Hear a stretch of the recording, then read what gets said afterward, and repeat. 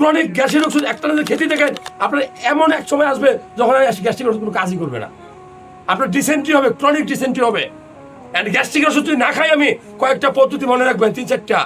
সকালে ঘুম থেকে উঠেই, একদম ঘুম থেকে উঠেই বাসি মুখে আপনি পানি খাবেন।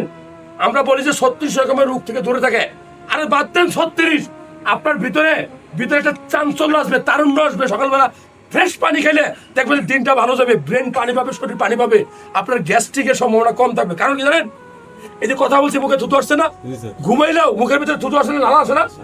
যদি ওই লালা আসে, আপনি যদি ওই লালাটা ফেলে দিয়া ব্রাশ করে পরে পানি খান, তাহলে আপনি হুদা পানি খেলেন। আর যদি না ফেলে দিয়ে আপনি পানি খেতে পারেন, তাহলে ওই লালার ভিতরে অনেক পাচক রস থাকে, অনেক এনজাইম থাকে, যা আপনার হজম শক্তি বাড়াবে, রোগ প্রতিরোধ ক্ষমতা বাড়াবে। পেটের ভিতরে যে ভুটভাট থাকে সেটা কমে যাবে, পায়খানা নরম হবে। কেন? আর খাওয়ার নিয়মটা বলি, রাতের বেলা ব্রাশ করবেন। আমরা ব্রাশ করি কখন? বাঙালি আমরা চলি উল্টা সিস্টেমে। আরে আপনি যে খাইলে দাঁতে মাংস, দাঁতে সেই মাঝে ঢুকে রয়েছে, আপনি ঘুমাইলে এই সারা রাত এটা পচবে না, মুখে দুর্গন্ধ হবে নি? এই মুখের দুর্গন্ধ যদি হয় কোনো নারীর, কোনো পুরুষ তার কাছে যেতে চায় না। কি বলছি? সে যত সুন্দরী হোক,